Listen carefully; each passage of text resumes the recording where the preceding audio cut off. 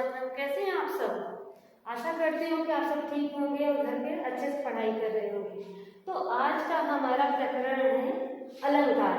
आज हम सब अलंकार के विषय में जानकारी प्राप्त करेंगे कि अलंकार क्या होता है और हिंदी में उसका क्या महत्व होता है, उसके भेद कितने होते हैं। आज हम सारे लोग अलंकार के विषय में जानेंगे, ठीक है। तो सबसे पहले हम देखेंगे कि अलंकार कहते किसे हैं। अलंकार किसे कहते हैं?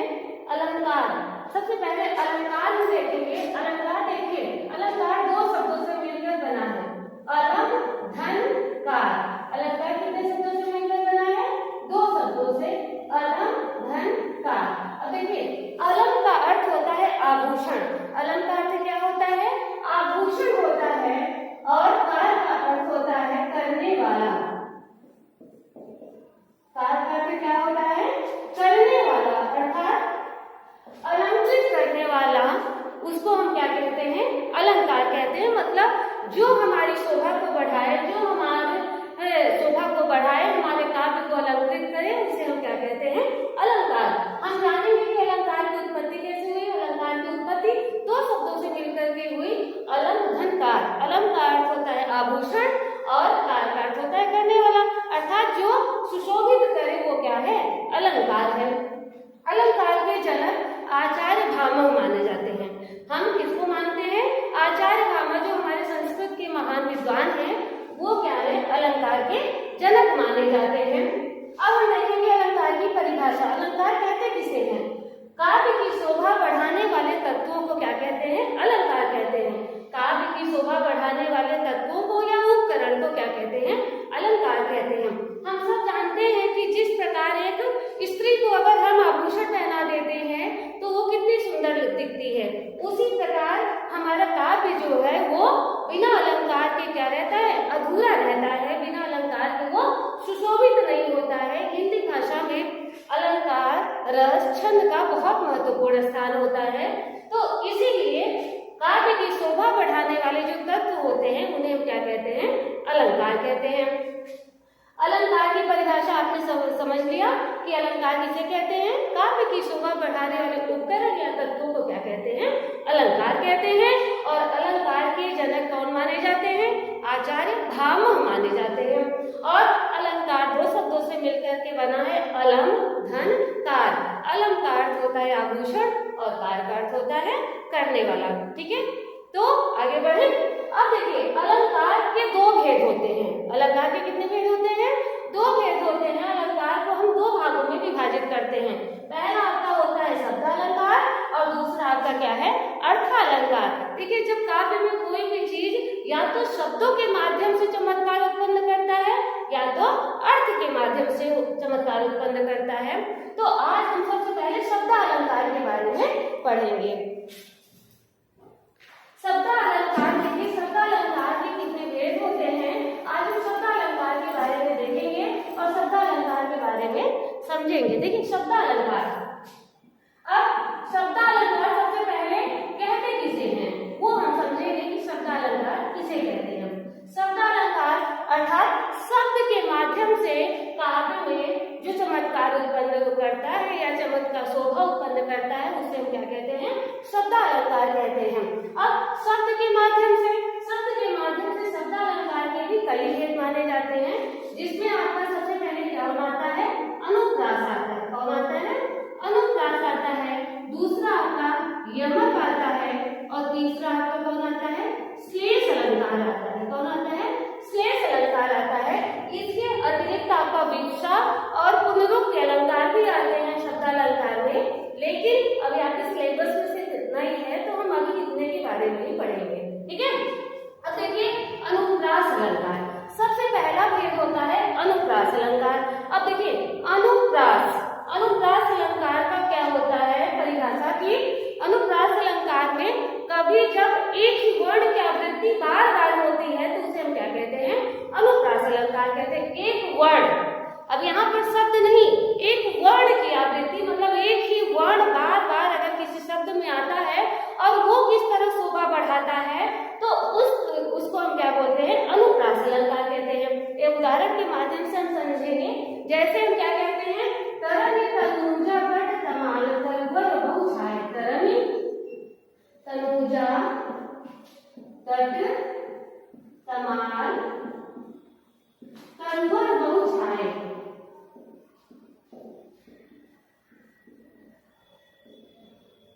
अब देखिए यहाँ पर त की आवृत्ति बार बार होती है। त वर्ण यहाँ भी आया, तरल त इसमें भी आया, त यहाँ भी आया, त यहाँ भी आया, त यहाँ भी आया। अब यहाँ पर 1 2 3 4 5 बार त वर्ण की आवृत्ति हुई है। एक ही वर्ण बार बार आया है जो क्या है, त है। तो इसलिए ये शब्द क्या कर रहा है, ये वर्ण आपके शोभा को बढ़ा रहा है। तरल तनुजा तट तमाल तरुवर बहु छाए। एक वर्ण की आवृत्ति जब बार बार होती है किसी वाक्य में तो हम उसे क्या कहते हैं, अनुप्रास अलंकार कहते हैं। देखिए अनुप्रास अलंकार में क्या होता है कि आप ये मत सोचिए कि सिर्फ आपका पहला वर्ण ही हो। कभी कभी बीच वाले वर्ण में भी अगर बार बार वो वर्ण आता है तब भी वहां पर अनुप्रास अलंकार होता है। सिर्फ पहले वर्ण को लेके हम नहीं चलेंगे, सिर्फ पहले वर्ण में अगर होता है तो सिर्फ पहले वर्ण से ही अनुप्रास अलंकार है। और उदाहरण हम समझेंगे, जैसे चंदू के चाचा ने चंदू की चाची को चांदनी रात में चांदी के चम्मच से चटनी चटाई। अब यहाँ पर देखिए च वर्ण की आवृत्ति बार बार होती है। चंदू के चाचा ने चंदू की चाची को चांदी के चम्मच से चांदनी रात में चटनी चटाई। अब यहाँ पर च वर्ण की आवृत्ति बार बार होती है, इसलिए यहाँ पर क्या होगा, अनुप्रास अलंकार होगा। हम और उदाहरण देखते हैं, खड़क सिंह के खड़कने से खड़कती है खिड़कियां, खिड़कियों के खड़कने से खड़कता है खड़क सिंह। अब यहाँ पर ख वर्ण बार बार आ रहा है तो इसलिए हम यहाँ पर अर्थ नहीं देखेंगे, हम सिर्फ वर्ण देखेंगे। शब्द के माध्यम से चमत्कार उत्पन्न हो रहा है, इसलिए यहाँ पर शब्द अलंकार है। और शब्द अलंकार में कौन सा भेद है, अनुप्रास अलंकार है। इसमें क्या होता है कि एक ही वर्ण बार बार आता है तो वहां पर क्या होता है, अनुप्रास अलंकार होता है। उम्मीद करते हैं कि आप सबको अनुप्रास अलंकार अच्छे से समझ में आ गया होगा। अब दूसरा आपका है यमक अलंकार। दूसरा आपका क्या है, यमक अलंकार है। यमक अलंकार में देखिए क्या होता है, यमक अलंकार में अभी तो आपने क्या देखा कि एक वर्ण की आवृत्ति बार बार हो रही है, लेकिन यमक अलंकार में क्या होता है कि एक शब्द की आवृत्ति 2 या 2 से अधिक बार जब होती है, जब एक ही शब्द की आवृत्ति 2 या 2 से अधिक बार होती है और उसका अर्थ क्या होता है, अलग अलग होता है, तो वहां पर क्या होता है, यमक अलंकार होता है। अभी तक हमने क्या देखा कि एक वर्ण की आवृत्ति बार बार हो रही है, लेकिन यहाँ पर यमक अलंकार की परिभाषा क्या है, जब एक ही शब्द की आवृत्ति 2 या 2 से अधिक बार होती है और उसका अर्थ भिन्न होता है तो उसे हम क्या कहते हैं, यमक अलंकार कहते हैं। यमक अलंकार का उदाहरण जैसे कनक कनक ते 100 गुनी माँ तथा अधिकार। कनक कनक ते 100 गुनी माँ तथा अधिकार।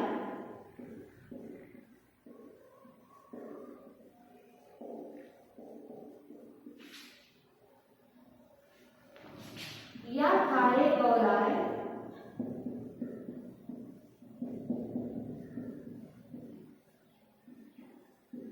जब वह खाए गौराए।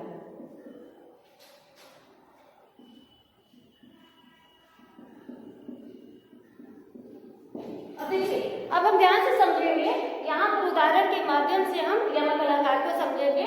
यहाँ पर क्या है, कनक कनक ते 100 गुनी माँ तथा अधिकाय या खाए गौराए जब वह खाए गौराए। ठीक, अब हमने इसको लिख लिया। अब हम देखेंगे यहाँ पर कनक कनक 2 बार आ रहा है, कनक कनक। एक ही कनक शब्द जो लिखा है वो क्या है, 2 बार आ रहा है, लेकिन दोनों का अर्थ क्या है, अलग अलग है। यहाँ पर दोनों का अर्थ क्या है, अलग अलग है, इसलिए यहाँ पर क्या होगा, यमक अलंकार होगा। अब यहाँ पर हम देखेंगे, जैसे एक कनक का अर्थ होता है क्या, सोना। एक कनक का अर्थ क्या होता है, सोना, जो कि क्या होता है, गोल्ड जिसको हम बोलते हैं। सोना, ये सोना नहीं, गोल्ड वाला सोना। और दूसरा कनक क्या है आपका, धतूरा। दूसरा आपका कनक क्या है, धतूरा। दोनों का अर्थ देखिए यहाँ पर अलग अलग है। कनक कनक ते 100 गुनी माँ तथा अधिकार या खाए गौराए जब वह खाए गौराए। मतलब अगर इंसान को सोना अगर बहुत अधिक मिल जाता है तब भी वो क्या हो जाता है, पागल हो जाता है, बौरा जाता है। मतलब अगर आपको बहुत अधिक धन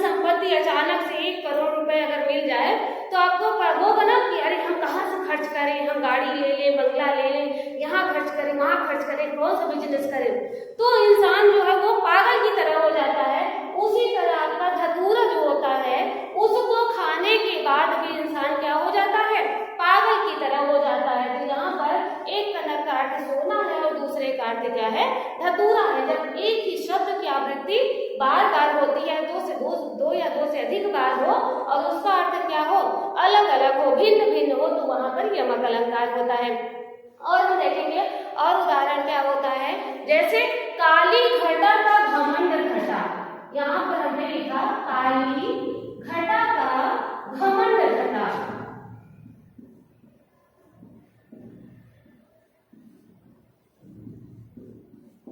ठीक, अब हमने क्या लिखा कि काली घटा का घमंड घटा।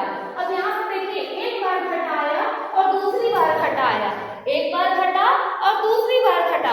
अब आप लोग ये मत सोचिए कि एक ही घटा जो है वो दो बार आ रहा है तो दोनों का अर्थ सेम ही होगा, एक ही होगा, नहीं, यहाँ पर दोनों का अर्थ अलग अलग होगा। यहाँ पर देखिए काली घटा का घमंड घटा। अब यहाँ पर घटा का अर्थ क्या है, बादल है, क्या है, बादल है।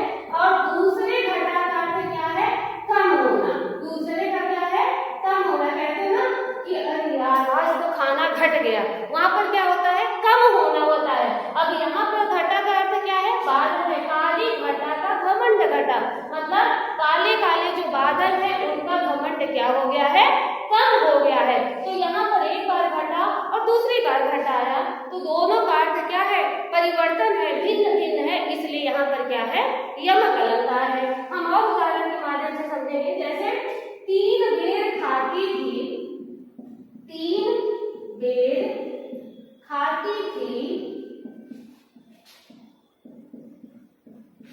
तीन बेर खाती है।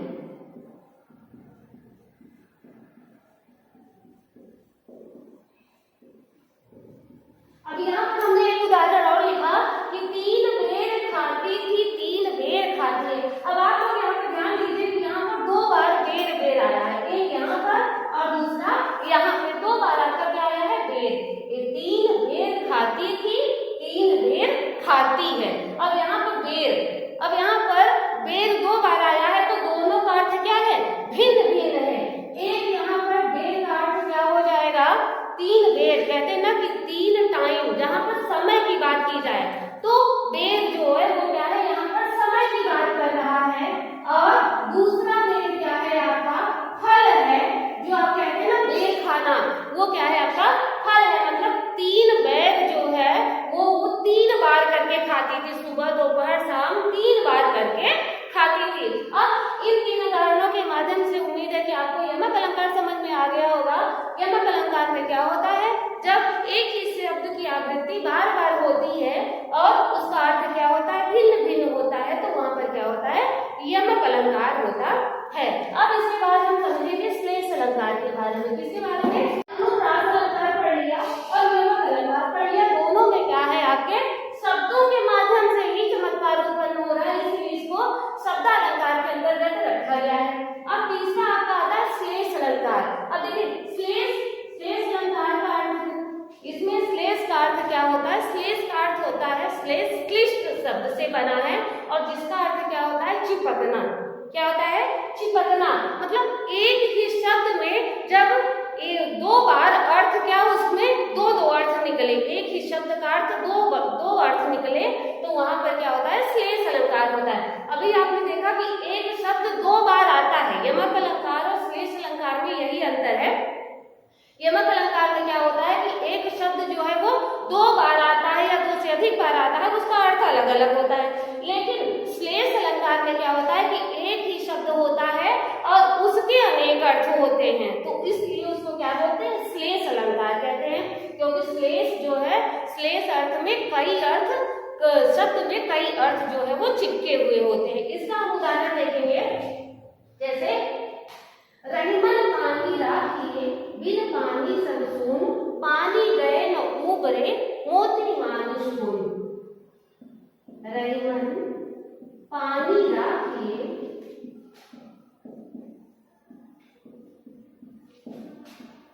बिन पानी सब सून,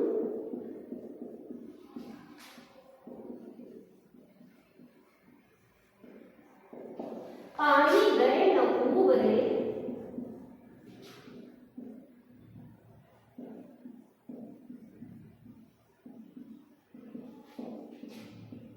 मोती मानुष चून।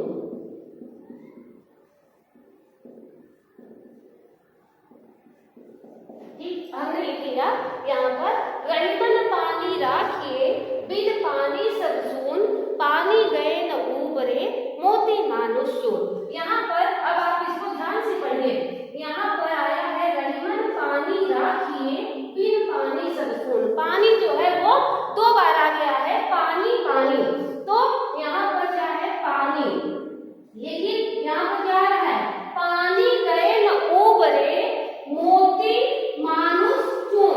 एक ही पानी के लिए तीन अर्थ आपका समझ में आएगा कि एक पानी के यहाँ पर तीनों में अलग अलग अर्थ जो है वो दिख रहा है। अब पानी का अर्थ जो है अगर हम मनुष्य के रूप में कह देंगे, अगर मोती के उसमें कहेंगे संदर्भ में, तो यहाँ पर पानी जो है वो जल होगा। क्या होगा? जल, क्योंकि मोती आपके सीप में होता है और सीप आपके पानी में होता है। जब तक पानी नहीं मिलेगा तो कभी भी मोती नहीं बन सकता है। और दूसरा आपका मनुष्य है, मनुष्य के संदर्भ में पानी का अर्थ क्या हो जाएगा? सम्मान हो जाएगा। क्या हो जाएगा? सम्मान हो जाएगा। और तीसरा आपका चून है, चून में भी आपका पानी का अर्थ क्या हो जाएगा? पानी या जल हो जाएगा। ठीक है, अब हम इसका अर्थ देखेंगे। रहीमदास जी कहते हैं कि रहीमन पानी राखिए, बिन पानी सब सून। मतलब रहीमदास जी कहते हैं कि हमें पानी जो है वो बचा के रखना चाहिए, क्योंकि अगर एक बार पानी जो है वो चला गया, तो जैसे अगर मोती के संदर्भ में कहें तो मोती को अगर पानी नहीं मिलेगा तो वो क्या हो जाएगा? सूख जाएगा, मोती नहीं बन पाएगा। अगर मनुष्य की एक बार अगर इज्जत चली जाती है, एक बार सम्मान अगर खो जाता है, तो फिर वो वापस नहीं आता है। और तीसरा आपका चून है, चून मतलब आपका जो चूना खाने में प्रयोग में किया जाता है, अगर उसमें अगर आप पानी नहीं डालेंगे तो वो पूरा सूख करके पत्थर बन जाएगा, फिर वो किसी काम का नहीं रह जाएगा। तो इसलिए यहाँ पर एक ही पानी है और उस पानी का तीन अर्थ क्या है? भिन्न भिन्न है। तीन शब्दों में तीन अर्थ उसके आ रहे हैं, जो कि एक ही शब्द में चिपके हुए हैं। पानी के अर्थ में तीन अर्थ समझ में आ रहा है, तो इसलिए यहाँ पर क्या हो जाएगा? श्लेष अलंकार हो जाएगा। और हम उदाहरण देखेंगे। दूसरा उदाहरण क्या है? मंगल को देख पट देख बार बार है।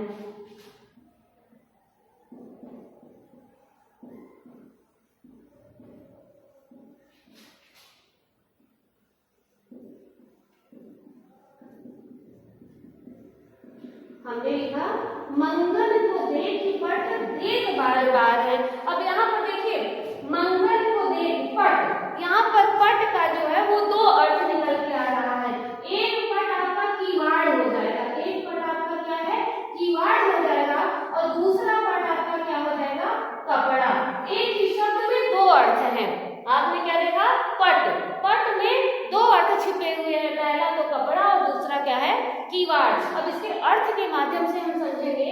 मंगल को देख पट देख बार बार है। मंगल मतलब किसी भी भिखारी को देख करके पट, जैसे कपड़े के अर्थ में देखेंगे कि कपड़े के संदर्भ में कि पट देख बार बार, किसी भिखारी को देख करके उसको हम बार बार क्या दे रहे हैं?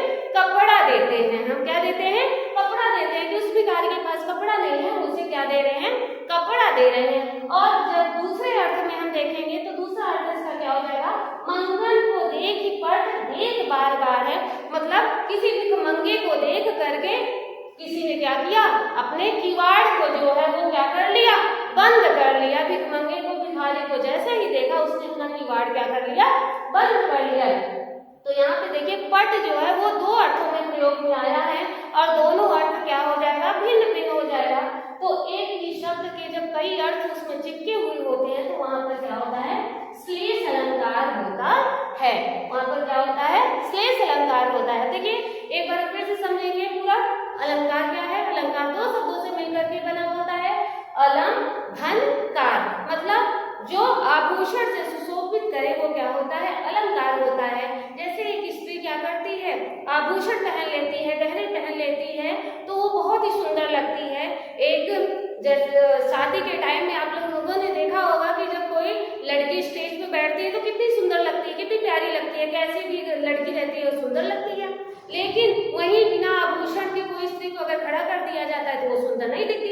उसी प्रकार हमारे काव्य में अगर अलंकार का प्रयोग नहीं होता है तो वो बिल्कुल भी सुशोभित नहीं होता है।